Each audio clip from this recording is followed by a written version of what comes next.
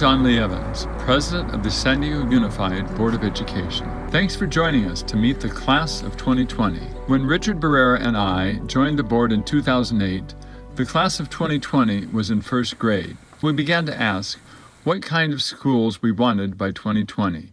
What I like about being here at Birney is that you don't just learn what's going on in our environment. We learn about everything that's going on in the world. I liked a lot in Birney. I liked that it was IB, a lot of nice people too, and I have friends. Well, I like Birney because I like learning globally, meaning the issues around the world and all that great stuff with Africa and all the countries around the world, what they're doing and what we are doing. And how we're living and how we're doing all that stuff. I like this school because of the fact that it's an IB school. What I liked at Birney Elementary really is everything, because I got to learn a lot about everything. And what I liked in Birney was like my friends and all the people here. They were like nice and stuff. And I like learning here because they taught me a lot.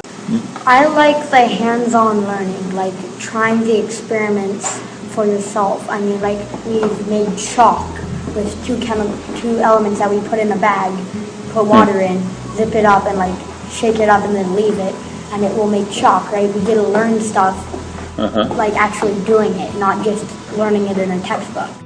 We held forums across the district to develop Vision 2020 as our roadmap for school reform. The class of 2020 benefited because we maintained low class size, placed technology in the classroom, and focused on critical and creative thinking. When the class of 2020 was in 5th grade at Birney Elementary, I was so impressed by this group of students that I followed them every year through middle school and high school. We discussed their educational future with them and asked them what they thought their lives would be like by graduation time in 2020. Middle school and high school, I'm looking forward to the new things we'll learn and the new math strategies and just the new stuff we'll learn pretty much. Looking forward to just like how it's all different. Like you don't get the same teacher every day like in elementary school. Like how we're switching classes. I'm looking forward to because the school I'm going to, I'm learning about computers. I want to learn how to like reassemble and disassemble computers. Like a bunch of sports and stuff. I'm actually looking forward to finding new people to be playing with. Maybe there will be some new kids that I didn't know but are actually right around my neighborhood. My next two schools are going to be IB schools, so like Roosevelt and San Diego High. So I'm looking forward to continuing the IB program. In high school, I'm going to also look forward to learning a lot more. I'm very athletic and I'm really looking forward to maybe getting serious in my athletics. I want to get into MLB really early so I don't have to go to college. They started school in the midst of the Great Recession, but not even a first grader could have imagined COVID-19. But we'll get to that in a bit.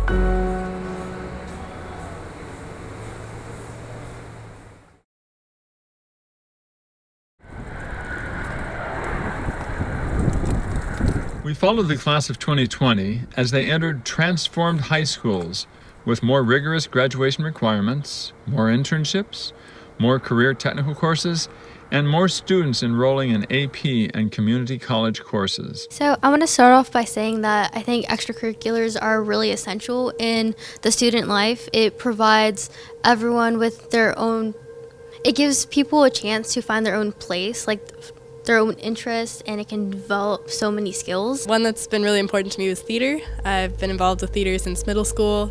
I'm stage managing all of our shows and all that jazz, and I really, really like it, and I think that's what I want to do in my life. That's what I want to go to college for anyway. And it's just been really impactful, obviously, because it's what I want to do now as a career. And it's just been a really fun experience to connect with all these other people who really enjoy what they're doing as well.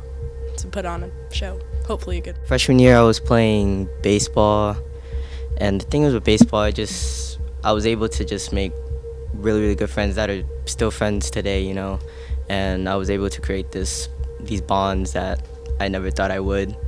And I don't know, it just, you know, taught me self-discipline, just to make sure to, I don't really know. I can't really explain it, but baseball really did help me. I don't play it anymore. It just isn't for me, but I really did love the sport. We do need more empathy because I feel like, going off what Madison said also, that we all look at each other and we don't really realize what the other person is struggling towards or their background or what they've been through. It's the same thing what Madison said, how we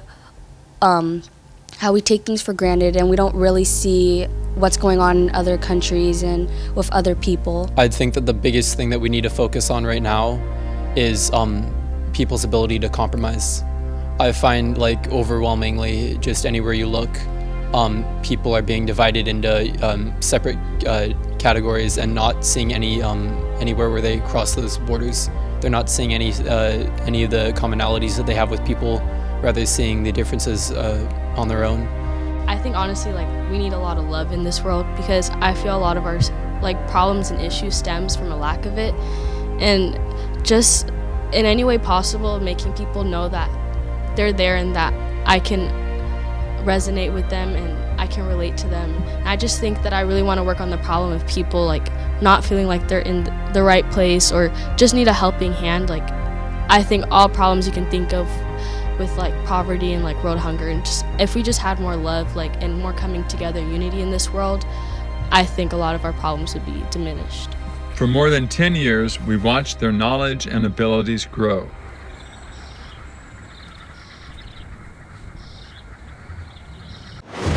County health officials confirmed the first presumptive positive case of the new strain of coronavirus here in San Diego County. They are talking about the school closures. This includes San Diego Unified School District. Check out this freeway sign on the 163 that reads COVID-19. Less is more. Another White House staffer tests positive for the coronavirus. With long-term school closures, what does the future look like for California schools? You'll see in some of the earlier tapes we talked about what the world was going to be like in 2020, and I don't remember any of us predicting a now that would have been something if someone said there will be some biological threat to the world in 2020, but no one knew that back then. I think that it will be very high tech. I think it's going to sort of be like now. Well, I don't know exactly yet because we're going to have a new president, but I think it's going to be very nice. Today electronics is a really big thing, but electronics is going to be more of a big thing, like electric cars. I want to say that there will be flying cars and cities on the clouds, but I'm thinking that first we have to get out of our economical recession, I believe, is the term.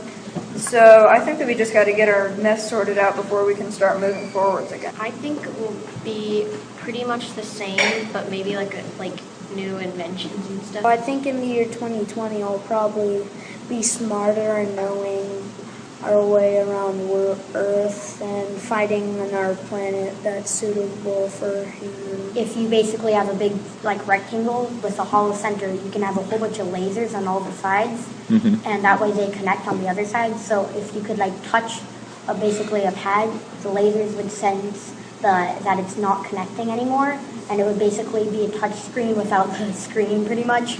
And just in the movies they have these things where they bring up a screen where you just touch all over it. I'm thinking that pretty much would be reality.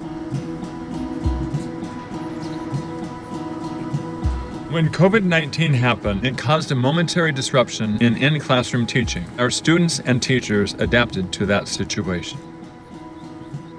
What's going on with this whole distance learning thing? How is it going or not going, or what are you doing or not doing? It's definitely very different than what we've had for a while. It's more teachers give you an assignment and it's just you have the due date and everything else is on you. There's no dedicated work time, which is something that the student has to get used to. And it's just the work is clearly a bit lighter because they're expecting students to have to deal with more than just schoolwork. Which is weird, but I've gotten used to the distance learning, and also like I kind of have a schedule throughout the day, so it's been good. I resonate with like what a lot of people are saying. There's definitely a lack of motivation. I'm just hoping that like at some point maybe we'll be there for the last week of school and get to like just have some closure from high school. I'm not a huge fan of doing it online. I can't learn calculus over the computer personally. I'm having a rough time with that. I've had more of an opportunity to just read on my own, which is nice. Now that I have like more motivation to actually do my classes and complete the assignments, I think I'm getting better into the flow of it. So I think it could probably help me like more in college when I'm forced to like take online classes. So it's going pretty good now. When we first went out, we said, okay, we're closing schools for 2 weeks plus spring break. And we'll come back on April 6th. And then within about a week or so of that, it became very clear that if we weren't going back anytime soon. The mission of San Diego Unified is to make all students graduate with the tools and confidence to succeed in college or career, and to become citizens making a positive contribution. Looking back at 5th grade, now looking back when you were in 5th grade, what would you have liked to know then that you know now? In high school, you have to just work on an assignment. There's a certain due date, and there's not really anybody telling you and reminding you of it, and you just have to do it on your own. And I would say that you would definitely have to join a club or a sport of some kind, because having this group of people that you can relate to and have similarities to is kind of good to build a bond with people, and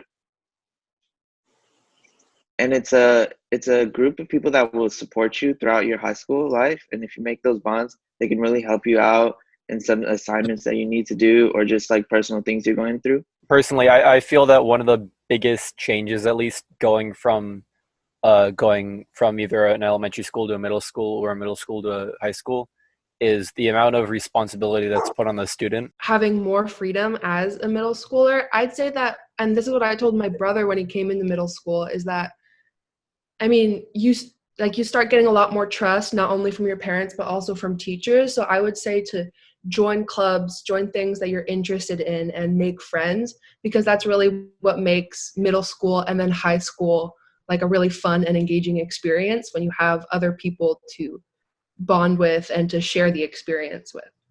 So I would agree with Tim, especially joining clubs and sports and things. I think that's such an amazing part of our school system, that we have those things. So if I would say that I could really give, I don't know, I would say good advice, because I just remember hearing from all of my friends who were in middle school and high school while I was in elementary school, and they would always tell me, it's so much harder, we get so much more homework and you have to work harder. And that's definitely true, but it's not very cool to, I don't know, to tell that to an elementary schooler and say like, hey, it's going to get so much harder, because it does, but it also gets, but you also grow so much along the way. So I don't really know if I can give like a specific piece of advice, because everyone's experience is just so different.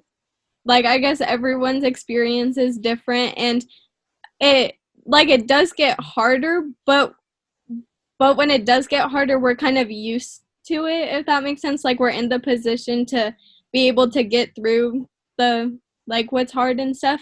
But also, I guess, right, like recently what I've learned is like things literally do change in a blink of an eye, like with the pandemic, I guess. Like it so I guess not taking things for granted, and every middle school and high school like have gone by in a blink of an eye. So I guess just don't take things for granted. I feel like when I was in 5th grade, everything seemed so far away, and in the moment it was like the smallest moment seemed so big, and kind of a little bit, but like socially and academically, like I wish my 5th grade self would have better seen like the long-term picture of it and not so worried about the short-term, like whether it was like friendships I've gained and lost or whatever, and not so much of like worried about the loss, but worried about what I gained in that time. And same academically, like worrying, like just like tell myself to chill out a little bit. Everything works in time. Definitely my 5th grade teacher, Mr. Lyons. He definitely made an impact on my life and just kind of taught me the values of like being consistent, and schoolwork is very important. And he just kind of instilled the values, like, because I would get like kind of upset if something didn't work out or I didn't understand. And he would teach me that there's always like finding a way to get the answer. I also was in that 5th grade class, and I definitely say that Mr. Lyons like really disciplined us and like showed us how to take responsibility for our work and to just like kind of have tunnel vision when it comes to like our academics. But I think honestly, like in elementary school, like I had so many teachers that kind of paved the way for like who I've become today. And I know that's like a really like big thing to say, but I think they made me like kind of like, at least at that time, like really passionate about my academics.